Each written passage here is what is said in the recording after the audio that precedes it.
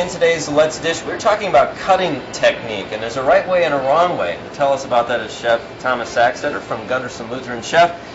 It's all in the technique, something you want to start out slowly at and then get better as you move along. Absolutely. Some things to remember.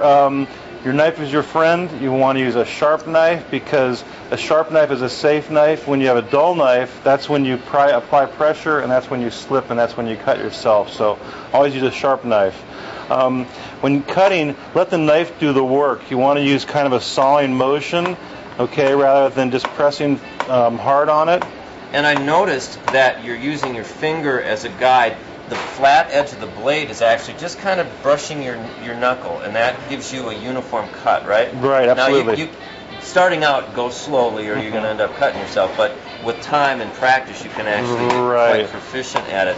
Now, what about different kinds of cuts? It's still the same technique. You're just moving the vegetable around. Right. A couple of other real quick cuts would be the roll cut, where you take and you cut, roll the vegetable, slice, and roll the vegetable, and that's called a roll cut. Okay. And then it gives you a different shape. Another cut would be if I cut this in half and then cut it on a bias. That's the bias cut. Wow.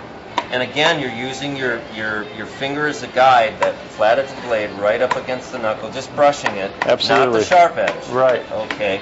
So with a little practice, you can actually come up with quite a good slicer, I think. But again, start out slowly, let the knife do the work. Right, absolutely. All right, Chef, some good advice there. That is today's Let's Dish.